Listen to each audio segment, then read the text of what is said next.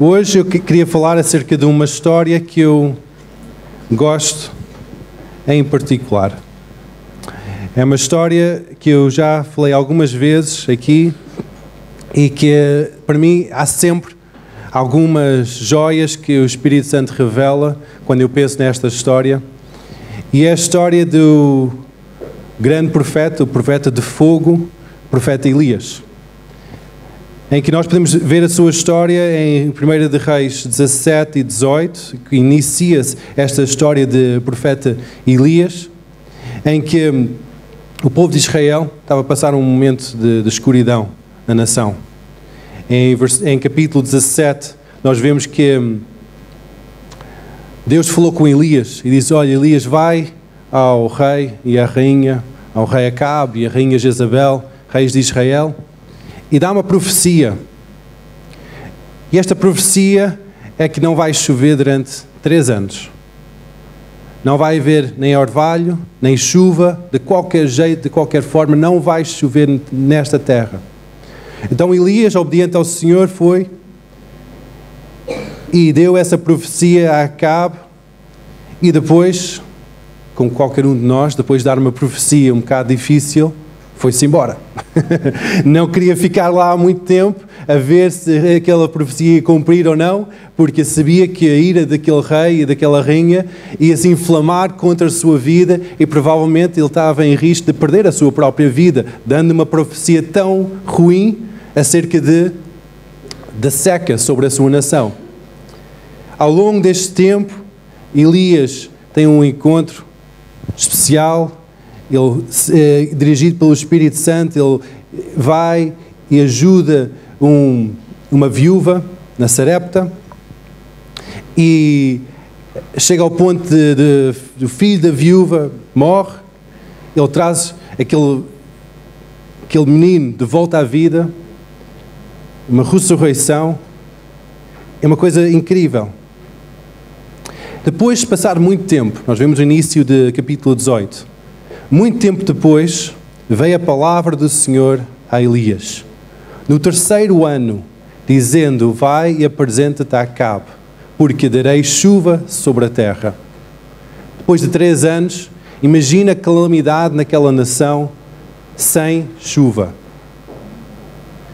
Não havia grande sistema de irrigação como tem hoje em dia, de canalização da água, de puxar de um lado ao outro. Eles não conseguiam filtrar a água do mar como eles fazem hoje em dia para ir contra as secas que há. Eles não conseguiam fazer estas técnicas, estavam dependentes da chuva. Depois de 3 anos sem chuva, toda a colheita começa a morrer, no 1º ano. Todos os animais começam a morrer por falta de comida.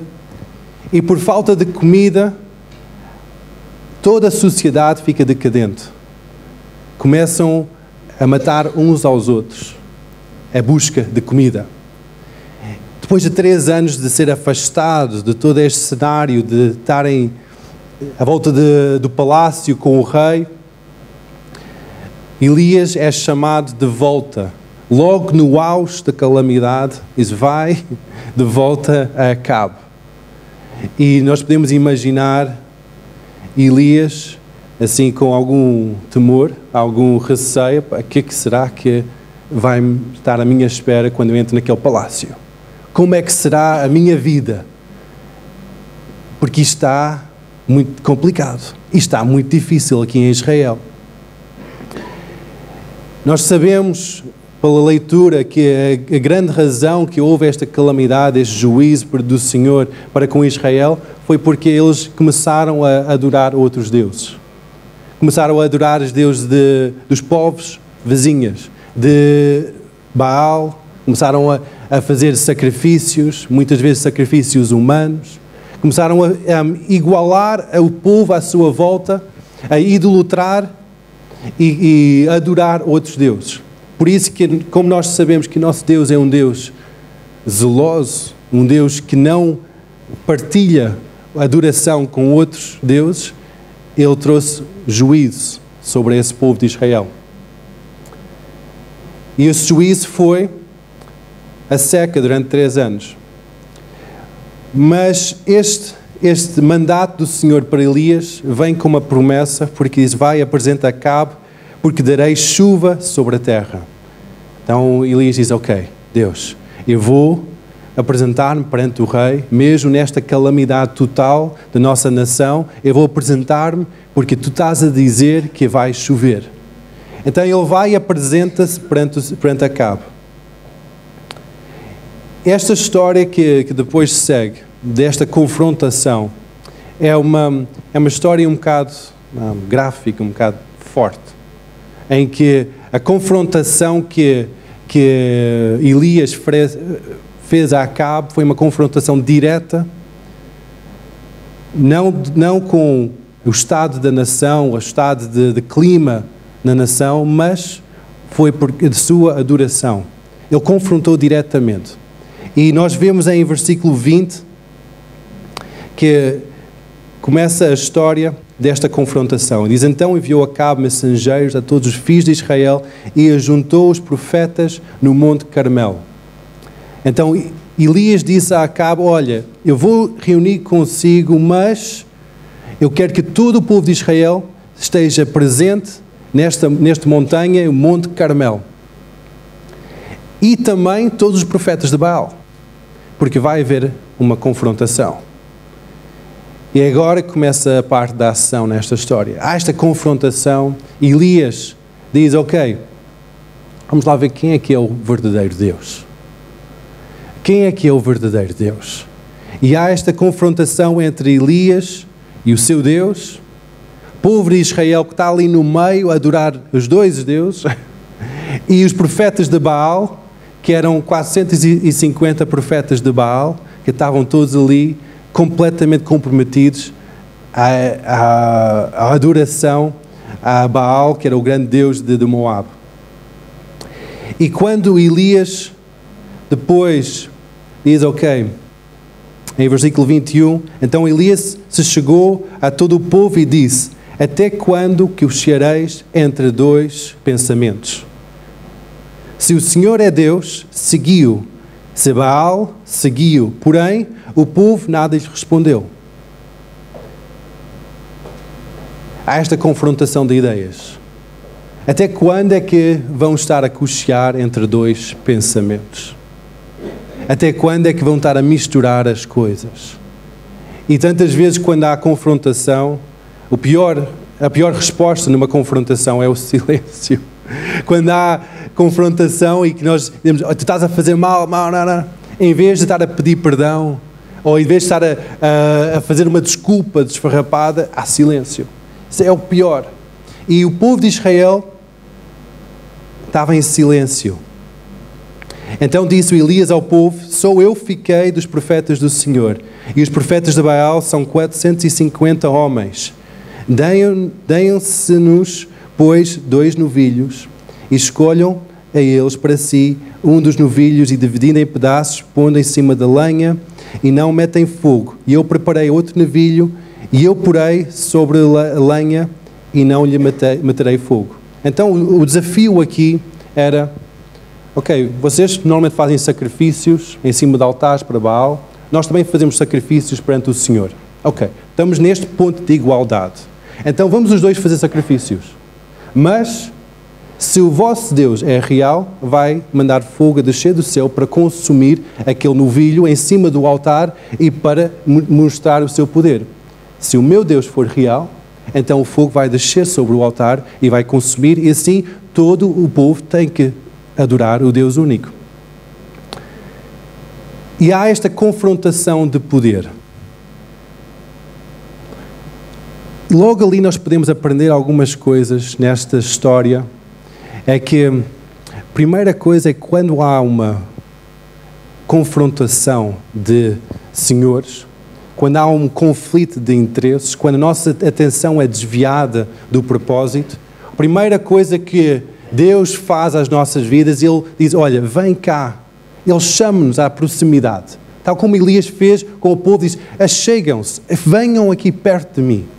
E a primeira coisa que Deus faz para connosco é Ele chama-nos a um encontro com Ele.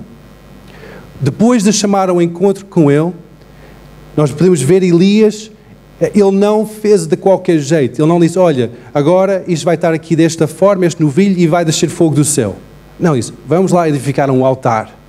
Vamos lá fazer algo com algum sentido e um propósito. Isto não era um altar qualquer. Isto era um altar com 12 pedras, colocado de uma certa forma, de um certo jeito. Quando Deus chama-nos para estar próximos dEle, para que haja uma mudança nas nossas vidas, Ele vai começar a alinhar as nossas vidas de acordo com os seus princípios e os seus planos, de acordo com a sua ordem divina. Ele vai começar a colocar ordem na nossa vida. Em situações em que há desordem, de acordo com os princípios da palavra de Deus, Ele vai começar a colocar em ordem, porque nós chegamos a Ele, nós aproximamos a Ele. Aleluia? Estão a entender? Neste processo de aproximação de Deus, o arrependimento é uma chave fundamental. Muitas vezes nós tomamos com alguma leveza o arrependimento, porque nós vemos na nossa leitura da Bíblia, arrependai-vos e vai para o Senhor, faz parte da nossa salvação, o arrependimento. Mas arrependimento tem 3 áreas que são muito importantes para nós entendermos hoje de manhã. Não é somente um mudar de caminho, mas tem 3 áreas importantes. Uma área é a revelação. Primeira área na nossa vida, quando nós arrependemos, nós temos que ter revelação do erro do nosso caminho. Porque quando nós estamos a ir por um caminho, nós não somos burros nenhuns. E nós vamos por um caminho porque achamos que aquilo é certo, que aquilo é o caminho correto para as nossas vidas. Mas quando nós temos que mudar de caminho, nós precisamos de um abrir de olhos, nós precisamos de uma revelação divina que aquele caminho está mau e o único caminho é este. E isso é o primeiro passo do arrependimento. Se tens tido alguma dificuldade na tua vida, em que não tens tido aquele andar com sucesso com o Senhor, em que há sempre um desviar, há sempre as limitações, vocês têm que ter a revelação do erro do vosso caminho. O arrependimento não é somente uma coisa de um dia, mas é uma vivência em arrependimento. Ser transformado de glória em glória, em que diariamente o nosso entendimento é transformado, em que nós vemos que há certas áreas da nossa vida que nós temos que arrepender-nos. Nós temos que ter aquela revelação diária de arrependimento. O segundo passo do arrependimento é o pedir perdão. Quando nós temos a revelação do erro, nós temos que dizer, Deus, eu reconheço, perdoa-me. Perdoa-me. Temos que assumir o erro, assumir a culpa e pedir perdão pelo erro. Na nossa caminhada, muitas vezes, nós não temos uma vida pecaminosa flagrante, não é? Nós não andamos a matar uns aos outros, nem a roubar uns aos outros, nem mentir. Mas, muitas vezes, a forma em que nós comportamos não é como um homem de Deus, nem como uma mulher de Deus. É uma forma egoísta, uma forma carnal, uma forma autocentrada, uma forma que nós só pensamos no nosso interesse, não pensamos no interesse do outro, nem no interesse de Deus. E logo ali nós temos que nos arrepender. Nós temos que voltar, temos que ter aquela revelação que Deus não se agrada disso. Isso não é de acordo com a vontade de Deus. E o terceiro passo do arrependimento é a ação. Não basta ter um coração contrito, não basta ter uma revelação do erro, mas tem que haver uma ação logo a seguir. Temos que dizer, ok, eu andei a fazer este disparate durante estes anos todos. Agora, Deus, tu revelaste o erro do meu caminho, eu vou começar a andar em mudança de vida, em uma forma diferente de agir. Temos que voltar ao lugar da adoração a Deus. O altar fala disso, de lugar de adoração. Não somente um lugar de compromisso total, mas um lugar de adoração. Se nós temos tido uma vida tão preenchida que não temos tempo para adorar a Deus, para prostrar a nossa vida perante Ele, nós temos que voltar ao lugar de adoração, ao lugar de intimidade com Jesus, em que nós ficamos sossegados, nós somente contemplamos a sua beleza, somente estamos ali na presença de Deus. Temos que voltar ao lugar da adoração. Nós temos que colocar a nossa vida em ordem. É interessante que, quando nós começamos a ler, os profetas de Baal, eles começaram a ficar revoltados Eles fizeram um altar, puseram um novilho em cima e depois começaram a fazer aquelas danças, não é da chuva, mas do fogo. Começaram a fazer aquelas danças, aqueles rituais pagãos, começaram a cortar, começaram a fazer aqueles rituais para que Baal mandasse chuva, mandasse fogo do céu, mandasse fogo do céu. E nada aconteceu. Elias começou até a gozar com eles. Mas depois já chegou o tempo, passou o meio-dia e disse, olha, já chega desta brincadeira, isto não vai acontecer, Baal não vai responder, agora é a minha vez. E Elias começa a montar as pedras, pôr em ordem, pôr naquela ordem certa, e diz, ok, agora põe o novilho em cima. E ele diz, agora vamos fazer uma vala à volta, agora vamos começar a pôr água em cima. Diz, como é que é possível? Pôr água em cima de alguma coisa que nós queremos incendiar. Isto não vai resultar. Porque Elias tinha certeza que Deus ia aparecer. Quando nós queremos voltar ao Senhor, quando nós queremos mudar o rumo da nossa vida, ter mesmo aquela presença de Deus, talvez tu tenhas estado a viver em anos de secura, anos de maldição sobre a tua vida, anos de nada que se passa, parece que nada resulta na tua vida. Deus quer trazer chuva. Deus quer trazer bênção sobre a tua vida. Transformação total. Mas há esta mudança que tem que acontecer. Tem que reedificar o altar. Tem que pôr a vida em ordem novamente. Tem que passar pelo arrependimento. Mesmo se já passaste há muitos anos atrás, tens que passar novamente pelo arrependimento. E depois temos que começar a alagar-nos com a água. A água na Bíblia é simbólico do Espírito Santo. Nós temos que nos mergulhar no Espírito Santo. Não é somente uma gota, não é somente um balde, mas vê aqui, eles puseram 3 baldes. Isso 31, tomou 12 pedras e segundo o número de tribos de filhos de Jacó. Em versículo 31 de capítulo 18, e a palavra do Senhor dizendo, Israel será o teu nome, e aquelas pedras edificou o altar em nome do Senhor, e depois fez um rego ao redor do altar tão grande como semear 2 medidas de sementes. E armou a lenha, dividiu o novilho em pedaços e pôs sobre a lenha. E disse, enchei da água 4 cântaros e derramai-a sobre o holocausto, sobre a lenha. E disse ainda, fazei a segunda vez, e o fizeram. E disse que fazei a terceira vez, e o fizeram a terceira vez.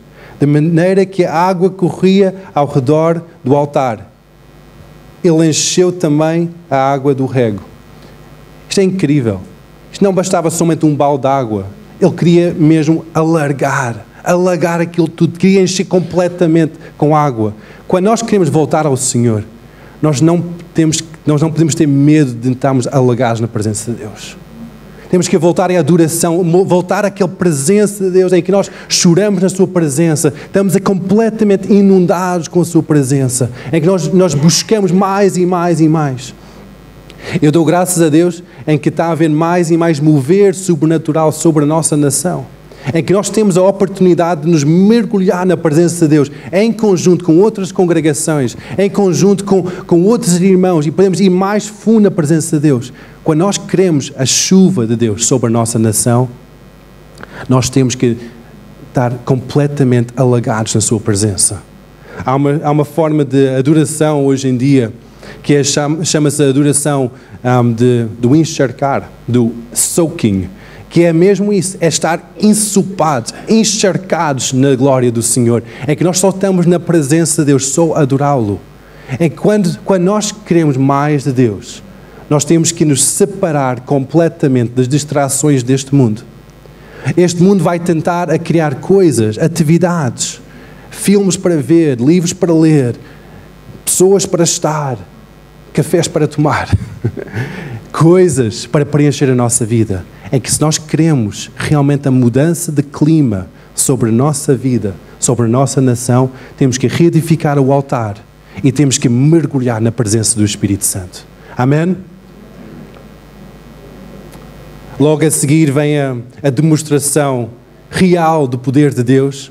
O fogo de Deus consome o sacrifício completamente. E eu gosto aqui como é que o Senhor responde e depois como é que este escritor descreve isso. E diz: responda-me, Senhor, responda-me.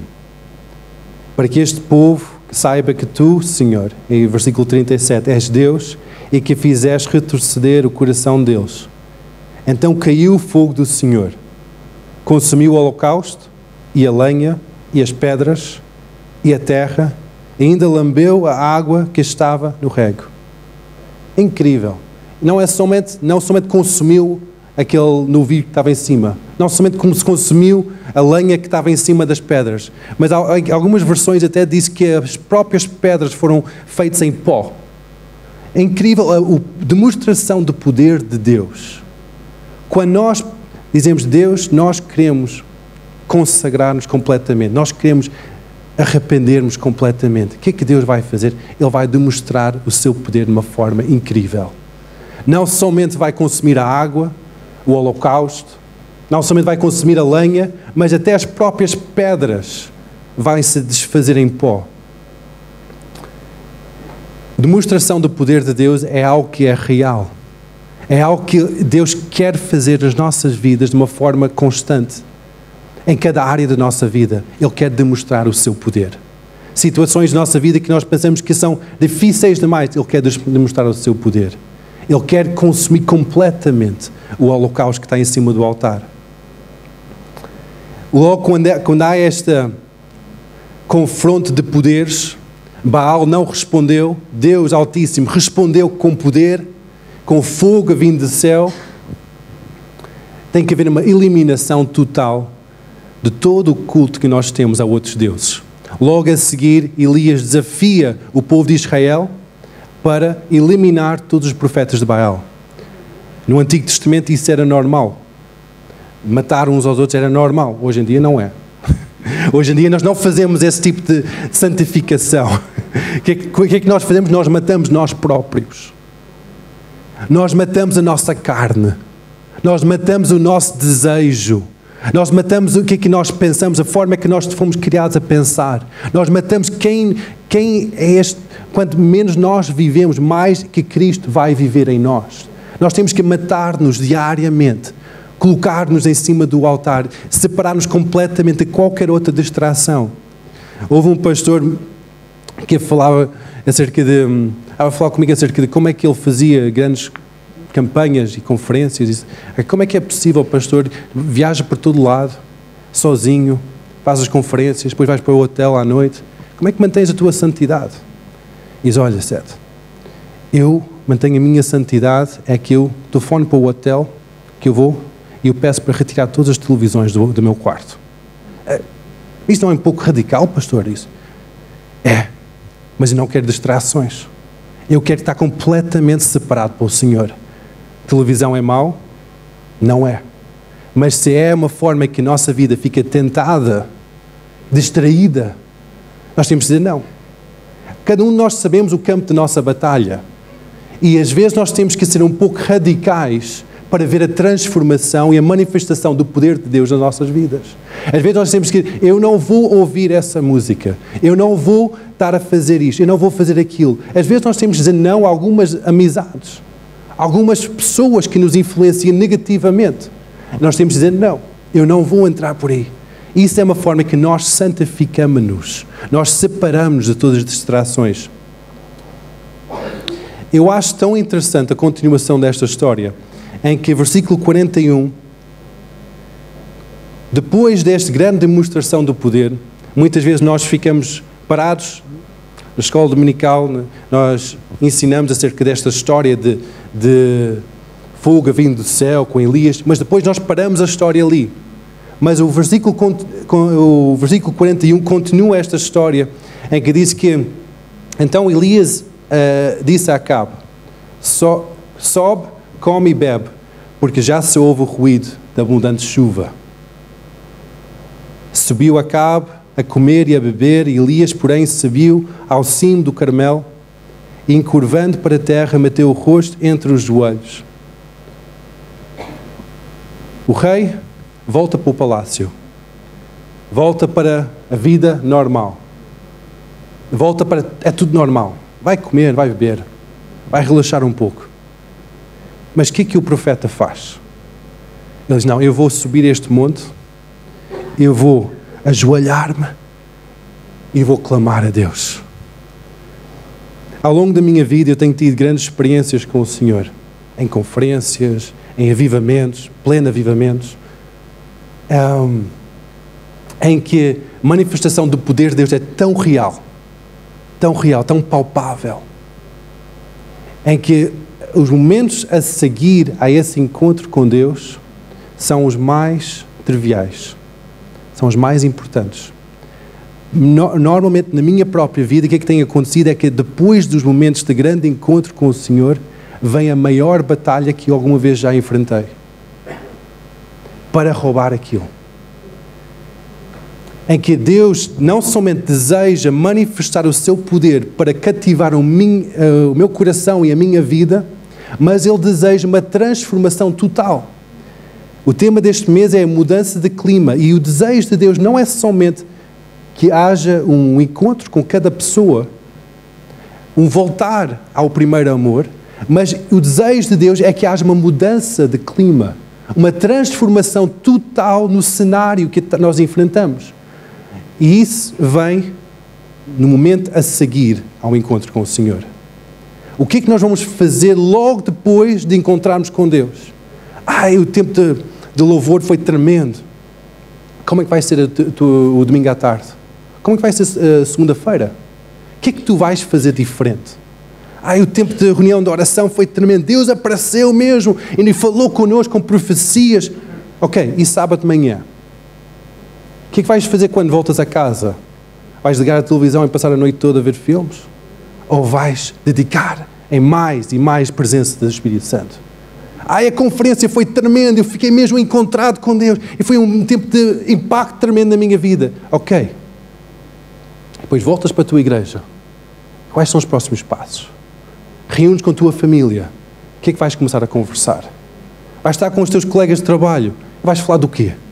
Vais falar dessa transformação ou vais falar da bola? O que é que vais falar? Qual é que é a transformação? Deus deseja que haja uma mudança completa no clima da tua vida, uma transformação total no cenário em que tu estás inserido, mas tem que haver uma continuidade. Logo a seguir, o profeta ajoelha-se e ora. Logo a seguir, o profeta vai e se separa de toda a festa. Eu acredito que naquele momento havia uma tentação para o Elias ser o estrela. De facto, Deus manifestou em poder, através da sua vida. Ele era o centro da atenção. Uau, grande Elias, grande profeta de fogo, vieste a trazer o fogo do céu, que espetáculo! Isto é um grande, é mesmo incrível. E ele tinha aquela tentação de, bora lá para o palácio, vamos lá ter a festa, eu sou o maior, dou autógrafos e tal, posso orar para as pessoas na igreja. Espetáculo! Mas o que é que o Elias fez? Isolou-se. Foi para o lugar secreto. Foi para em cima do Monte Carmelo para encontrar com Deus. A única pessoa que estava com ele era o seu servo. E ele joelha-se no chão, a cabeça entre as pernas, joelha-se e diz: Deus, traz mudança de clima, traz transformação. Eu não estou contente somente com esta manifestação do teu poder, mas eu quero uma transformação total nesta nação. Quantos de nós estamos dispostos a ver uma transformação total na nossa nação? Quantos de nós estamos a clamar a Deus para uma transformação da nossa nação? Ou será que nós estamos tão preocupados com a nossa vidinha, os nossos probleminhos, tudozinhozinhos, é que nós só queremos as nossas coisinhas resolvidas? Deus quer salvar Portugal. Deus quer salvar Lisboa. E logo ali, Elias começa a clamar para a transformação da nação de Israel. E é interessante em que Deus podia ter respondido logo. Ele até deu uma promessa antes desta grande batalha, que a chuva viria. Ele até disse a Acabe, vai para o palácio porque a chuva vem. Eu estou a ouvir no meu espírito, vem a chuva. Mas Deus não respondeu logo ao primeiro momento de oração. Diz aqui que em versículo 43, e disse ao moço, sobe e olha para o lado do mar. E ele subiu e olhou e disse, não há nada. Então lhe disse Elias, volta, e assim por 7 vezes. 7 vezes. Ele disse ao servo, olha, vai e vê se está a chover. Vai e vê se aparece qualquer coisa no horizonte. Uma nuvem, qualquer coisinha, qualquer umidade no ar. Ele fez isso não uma, não duas, nem 3, nem 4. Mas 7 vezes o profeta pediu. 7 vezes. 7 vezes. Depois da 7ª vez, o rapaz chega e diz, a 7ª vez disse, eis que se levanta do mar uma nuvem pequena, como a palma de mão do homem. Ele via somente uma nuvem pequenina no horizonte. Somente um sinal que a chuva estava a chegar. Se nós desejamos esta grande mudança das nossas vidas, nós desejamos esta mudança, as palavras proféticas hoje de manhã confirmou aquilo que está a ser pregado agora. Deus não somente dá-nos palavra, mas requer ação. Em que quando nós desejamos transformação na nossa vida, lutamos, até pomos a nossa vida em ordem, Deus pode até vir com fogo, manifestar o seu poder, até podemos eliminar algum adultério e idolatria da nossa vida. O que é que vamos fazer a seguir? Vamos continuar a orar? Ou vamos de experiência em experiência, de conferência em conferência, receber uma injeção de adrenalina espiritual? Ou vamos orar? Ou vamos clamar ao Senhor? A mudança de clima vem quando nós pomos os nossos joelhos no chão e dizemos, Deus, transforma esta nação.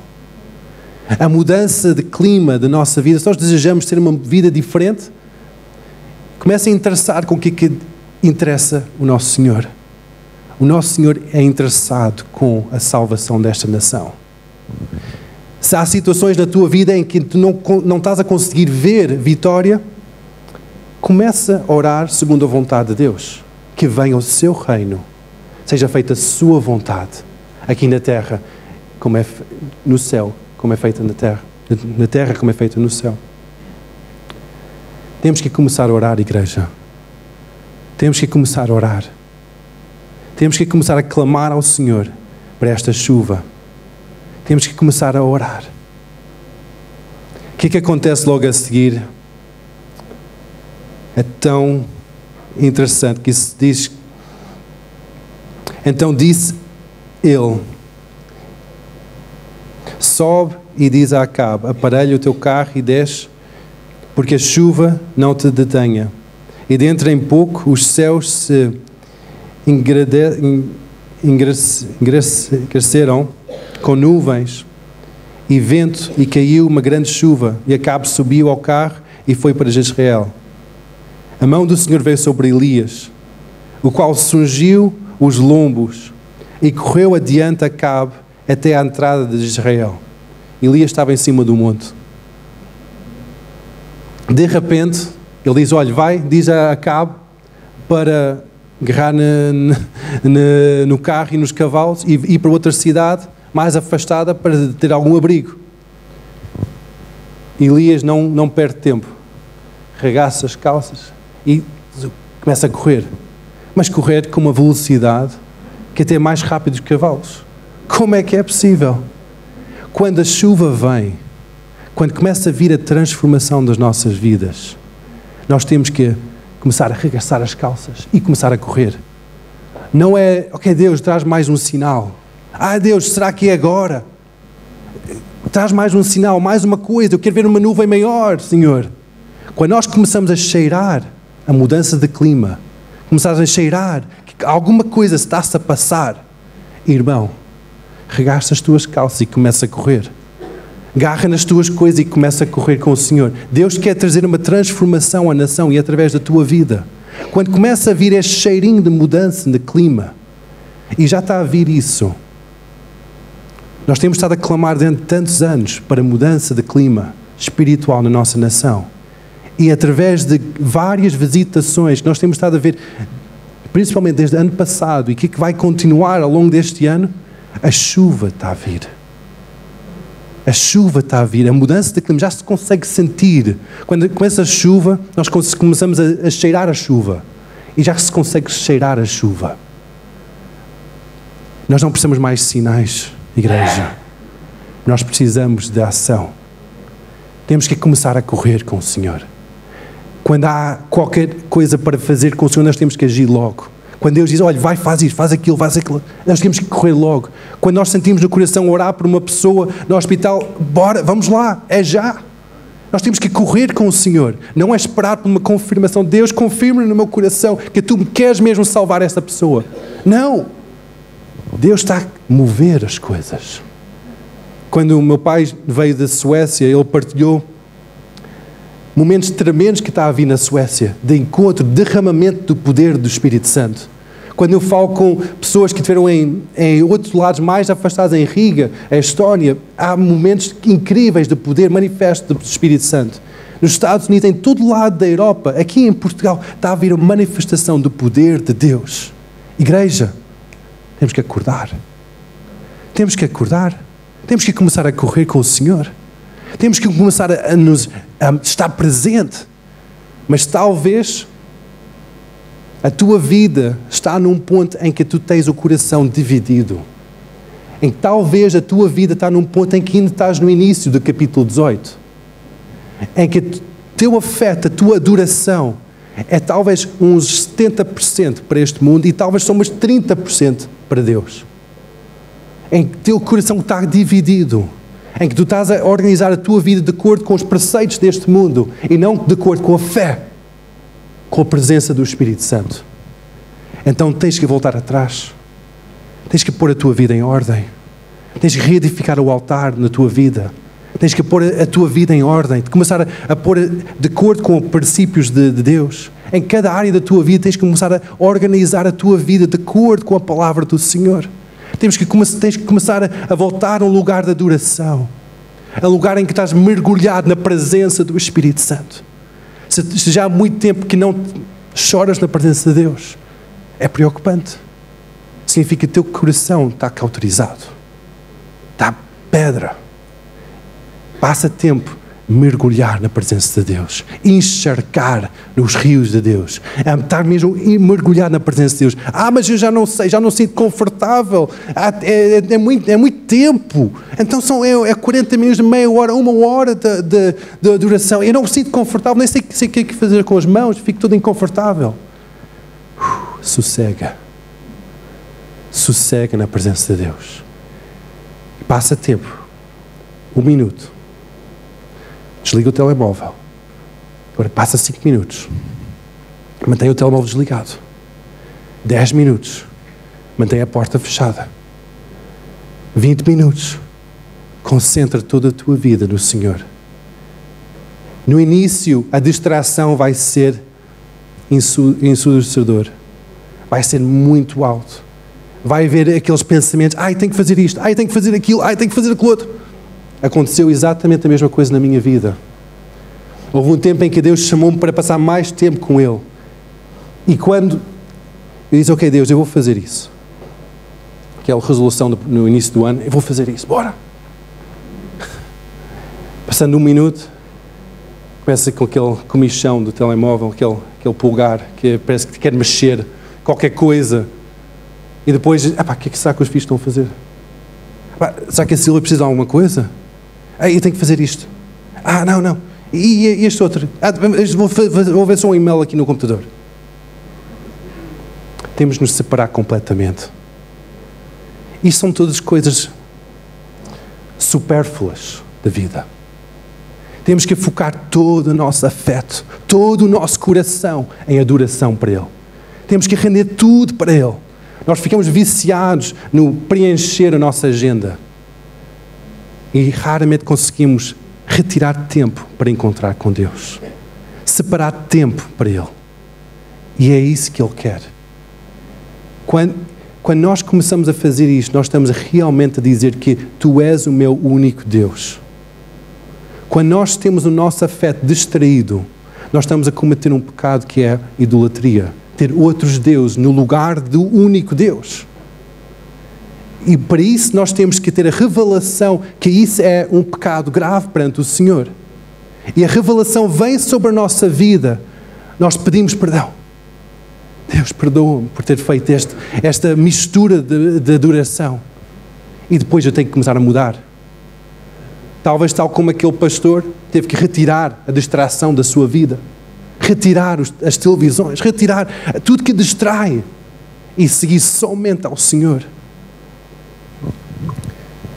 Tantas vezes nós desejamos, ouvimos falar da mudança de clima, desejamos isso de uma forma utópica, uma forma agradável, talvez parece quase uma novela. Isto seria tão bom, estar ali na presença de Deus, seria tão bom. Quando há mudança de clima, tudo para em função do mover de Deus.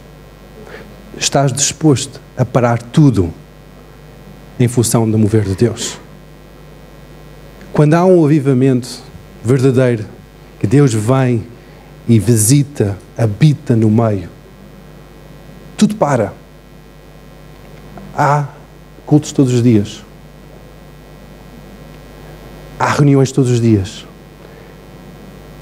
Eu já estive numa situação dessas em que, em 99, em que eu fiquei impressionado como é que tudo parou. Havia reuniões durante o dia, havia reuniões à noite. Todos os dias da semana havia reuniões em que as pessoas pararam a sua vida completa. A rotina da igreja parou completa e seguiram somente ao Senhor. A transformação de uma nação acontece assim. Quando não é somente uma visitação, mas é uma mudança, uma transformação de clima, mudança completa da nossa vida. Eu imagino que quando a chuva começou a cair sobre a nação de Israel, tudo parou. Tudo parou.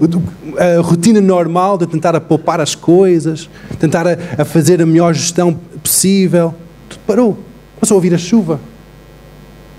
Começou a ouvir a transformação. Para ver esta transformação, nós temos que ter nossa vida completamente focada em Jesus. Não focada em Elias, nem em pastor Jim, nem em outros pastores que há, mas completamente focado a nossa atenção em Jesus. Ele tem que ser o centro. Ele tem que ser o centro. Músicas como nós cantamos hoje, quão bela esta não é Jesus. É que nós rendemos toda a nossa adoração para Jesus. Ele é o centro da nossa vida. Isso tem que ser o lema da nossa vida. Ser Ele como o centro. Nós não estamos a tentar imitar homens, mas estamos a adorar a Jesus. Estamos a tentar imitar Jesus. Pois nós temos que começar a criar um hábito de dar testemunhos da bondade de Deus. Na igreja primitiva eles fizeram isso. Frequentemente estavam a dar testemunhos da bondade, do poder de Deus. Em todos os moveres de Deus. Hoje em dia, na igreja moderna, há essa cultura de dar testemunhos do poder de Deus manifesto. Deus transformou-me nesta vida, nesta área. Deus curou-me aqui. Ele manifestou o seu poder aqui. Para nós termos a transformação do clima da nossa vida, não somente temos que pôr Jesus no centro, mas temos que ousadamente dizer que Jesus fez isto na minha vida e eu não tenho vergonha disso. Eu vou dizer isso, é o meu testemunho. Quando nós somos assim, não há outra adoração na nossa vida, não há outra distração. Ele recebe a glória toda. Amém? E depois temos que ter uma vida contínua de arrependimento. Porque a transformação de glória em glória ocorre ao longo do caminho, da caminhada da nossa vida, em que cada vez que nós passamos mais tempo com o Senhor, Ele vai revelar mais coisas na nossa vida, em que nós temos aquela escolha de, ok, estás a revelar isso, Espírito Santo. Eu vou pedir perdão ou vou manter? Se eu mantenho, eu estou a desviar a minha atenção de Jesus. Mas que se eu recebo essa revelação, confesso esse erro e sigo um outro caminho, estou a ser transformado. Glória em glória. E estou a passar por um arrependimento diário na minha vida. Logo ali nós podemos começar a sonhar. Estamos a sonhar com riqueza na nossa conta bancária, com uma casa nova, um carro novo. Estamos a sonhar com o quê? Vamos começar a sonhar com os sonhos de Jesus, em que Ele deseja que todos sejam salvos. Todos. Mesmo o colega mais chato, mesmo a pessoa mais difícil, mesmo o político mais corrupto, todos venham à salvação. Todos venham à salvação. E nós temos que começar a sonhar com isso. Sonhar que o milagre pode acontecer na tua vida, na minha vida. Onde há morte, pode começar a haver vida. Onde há secura, pode vir a chuva. Onde há doença, pode vir a cura. E começar a ter uma vida de oração diário.